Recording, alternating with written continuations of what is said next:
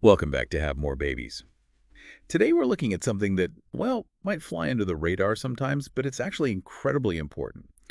Your child's dental health hmm and how it really connects to their overall health and well-being in ways you might not expect. That's right. It's easy to think of baby teeth as just, temporary. But what happens with them really sets the stage. Yeah, absolutely. It lays the groundwork for healthy adult teeth, and it even affects things like speech and nutrition. And the statistics are pretty stark, actually. Um, Tooth decay. Mm. It's the #1 dental problem for preschoolers. It is. Get this. By age 2, about 1 in 10 kid already has a cavity. Wow. And that jumps to, 28% by age 3, and then a full 50% half of kids by the time they hit 5. It's surprisingly common. And I think the biggest hurdle is that misconception that, well, they're just baby teeth, right? So problems don't really matter. Exactly, but they do. They really do. Ignoring decay in baby teeth can absolutely lead to problems for the permanent teeth coming in later. Okay, so today, our mission is to really explore why this early dental care is so vital and pull out some practical, actionable insights for you, the listener. And as always, I'm joined by our expert to help us break it all down. Thanks. Glad to be here and talk about this. Great. So let's start with the basics. Those first baby teeth, they usually start popping up around 6 months old. Yep. Somewhere in that first 6 months, usually. And then they stick around until about age 6 or 7 when the permanent teeth start making their way in.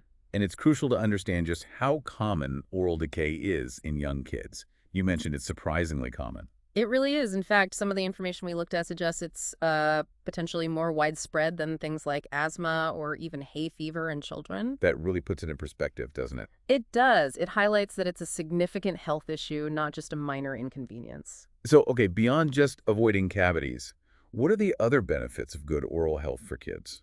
You touched on speech. Yeah, absolutely. Healthy teeth are essential for clear speech development. Think about forming sounds. And then there's chewing properly, which impacts digestion and getting all the nutrients from their food. And, let's not underestimate the confidence boost that comes from having a healthy smile. Those are really important developmental links. So it sounds like catching problems early is just paramount. Oh, definitely. Early detection of tooth decay is absolutely key. It makes managing the problem much easier. And frankly, it can save a lot of hassle and money down the road. How so? By avoiding bigger procedures. Exactly. Catching it early often means simpler, less invasive treatments. It avoids those bigger, potentially scary dental procedures that can unfortunately create dental anxiety for kids later on. That makes a lot of sense, which leads right into the importance of regular dental visits and just good habits from the get-go. Precisely. Starting those checkups early, building good brushing habits, it all contributes to preventing bigger issues. And you mentioned something earlier about misalignment. If a baby tooth is lost too soon because of decay. Yeah, that's a really important point.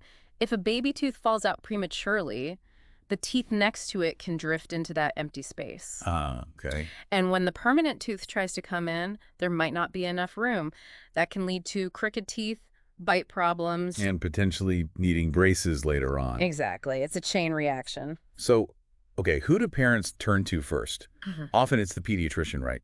They see them frequently in that first year. That's a great point. Pediatricians are often that first point of contact. They do see the child very regularly for well-child checks, especially in the first year or two. And they can offer some basic dental advice. They certainly can. They can give tips on cleaning gums even before teeth erupt, discuss teething, and sometimes even apply fluoride varnish. Oh, interesting. So there is collaboration sometimes between pediatricians and dentists. Yes, definitely. Fluoride application is one example. Got it. Also, pediatricians might be aware of certain health factors, like maybe a child was born prematurely or is on certain medications that could increase their risk for cavities. Oh. They can flag those things for parents and recommend getting a dental checkup sooner rather than later. Okay, so the pediatrician is a good starting point. But when should parents schedule that very first visit with a dentist? The general guideline we see is right around the time the first tooth comes in, usually around 6 months, maybe up to the first birthday at the latest. 6 months, okay. Yeah, getting in early allows the dentist to first just check everything is okay, but also guide parents on brushing those first tiny teeth. They can talk about fluoride, diet. And things like mouth guards later on. Exactly. As kids get older and more active, especially in sports, The dentist can help fit them for a mouth guard to protect their teeth. It's about building that relationship. Building that dental home, as they call it. Precisely. For the child and the whole family, really, it's a resource. And sometimes seeing a pediatric dentist specifically can be beneficial. What's the difference? Well, pediatric dentists have extra training specifically focused on children's oral health, from infancy through adolescence. They're specialists. Their offices are usually designed to be very kid-friendly, less intimidating. They have specialized equipment size for smaller mouths, and crucially, they're skilled at managing children's behavior, making them feel comfortable and safe. That sounds like it could make a huge difference, especially for an anxious child. It really can. And they're equipped to handle everything from the routine cleanings and fluoride treatments to more complex dental work if needed. And yes, they also collaborate closely with pediatricians. Good to know. Now, shifting to habits at home, we know bringing kids to the dentist early helps, partly because it normalizes the experience, right? Right. Makes it less scary. Absolutely. It helps build a positive attitude towards dental care. And, kids watch their parents.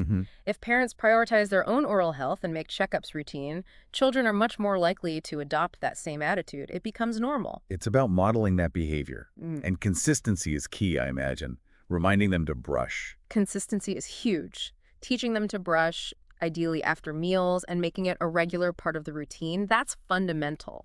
Even when they start doing it themselves, parents probably still need to supervise for a while. Oh, definitely. Kids might think they're doing a great job, but they often miss spots.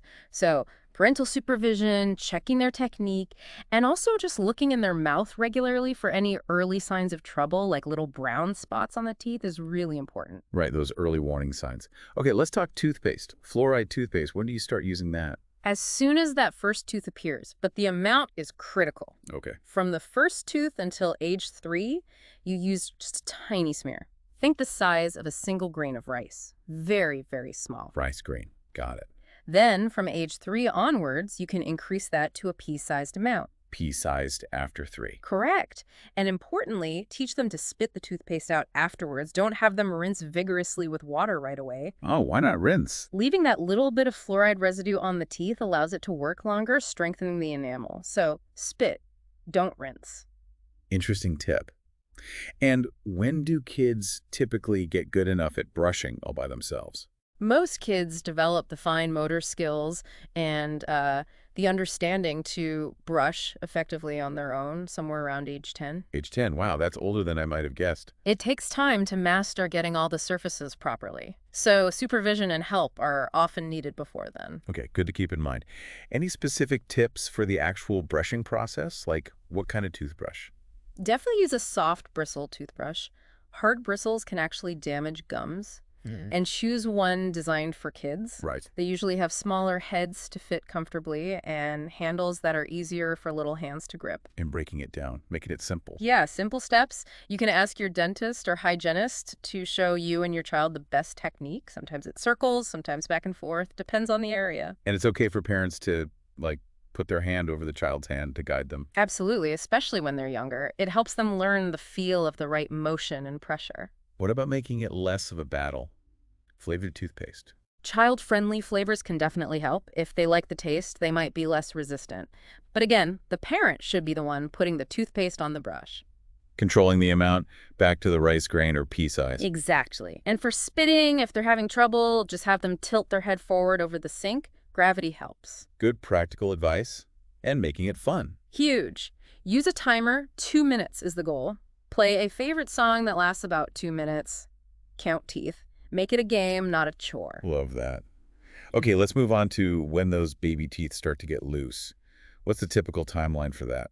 Usually starts around age 6, often with the bottom front teeth, the incisors. Okay. Then it progresses. The molars, the back teeth, tend to be lost later, maybe between ages 10 and 12. And most kids have all their permanent teeth, except wisdom teeth, by around age 13. And usually they just wiggle out on their own. Most of the time, yeah. Kids wiggle them constantly once they get loose. But if it's hanging by a thread and bothering them, a parent can gently use a clean tissue or gauze to give it a little twist. Usually pops right out. But we talked about premature loss due to decay. What happens then? Remind us of that connection. Right. If a baby tooth is lost too early because of decay or an accident, that space isn't held open. The other teeth can shift, and then the permanent tooth underneath might not have room to come in straight. That's why keeping baby teeth healthy until they fall out naturally is so important. They act as space maintainers. Space maintainers, okay. So caring for baby teeth really matters for the permanent set. It absolutely does. In some cases, if a baby tooth is stubbornly refusing to come out and blocking the permanent tooth, a pediatric dentist might need to step in and extract it. Okay. But generally, losing baby teeth is just a normal, exciting part of growing up. Tooth fairy time. Definitely a milestone. Now, what about less exciting times, like toothaches or emergencies? What should a parent do first if their child says their tooth hurts? Okay, first, try to pinpoint exactly which tooth hurts. Ask them to point. Then, take a look inside their mouth. Are the gums red or swollen? Any sores? Check for visible signs. Right. Have them rinse their mouth with some warm salt water, if they can. Then gently try to floss around the tooth that hurts. Sometimes trapped food can cause pain. Ah, good point. And also check if the tooth feels loose. Make a note of that. And the next step is always? Call the dentist or your healthcare provider. Toothaches shouldn't be ignored. Get it checked out promptly. Definitely. And being prepared for actual dental emergencies like a knocked out tooth. Yeah, knowing what to do and acting fast is crucial. It can sometimes mean the difference between saving and losing a permanent tooth. Quick action is key. So how can we try to avoid those emergencies? Any preventative tips? Well, mouth guards are a big one for sports or any activity with a risk of falls or impacts. Makes sense. Discourage kids from running around with things in their mouths, toothbrushes, pencils, whatever. Easy way to trip and cause an injury. And, modeling good behavior. Adults shouldn't use their teeth to open packages or bite things other than food. Kids see that. Setting that example. Exactly. Using child-proof gates on stairs can prevent falls. And, of course, those regular 6-month dental checkups are preventative care, too. Catching weak spots before they become big problems. It all ties together. Yeah. So wrapping things up, the big message here is that focusing on oral health right from the start, from babyhood, is really an investment in their future dental health, right? Absolutely. It sets the foundation for healthy, permanent teeth, proper alignment, everything. And parents play such a key role in establishing those habits and being proactive. They're the primary drivers. But remember, you're not alone. Your pediatrician and your pediatric dentist are fantastic resources, partners in your child's health journey. That's a great reminder.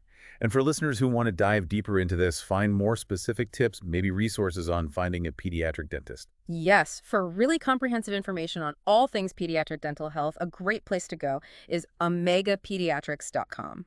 Okay, let's repeat that. omegapediatrics.com. They have a wealth of information, articles, advice for parents, really useful. Excellent. So definitely check out omegapediatrics.com for more details. It's worth the visit. So, to summarize, that early, consistent attention to dental health. It's not just about avoiding cavities now. It's fundamentally linked to overall well-being and preventing bigger issues later. It truly is. And it makes you think, doesn't it? These seemingly small habits, like brushing twice a day from the first tooth, they have such a significant long-term impact. Yeah. What other small, consistent things in our children's lives might deserve that same kind of mindful attention, That's a really great thought to leave our listeners with. Thank you so much for walking us through all of this today. Really valuable information. My pleasure. It's an important topic. And thank you all for tuning in to Have More Babies. If you found this conversation helpful, please do give the video a genge. Like, subscribe to the channel so you don't miss future discussions, and please share this with other parents or caregivers who might benefit.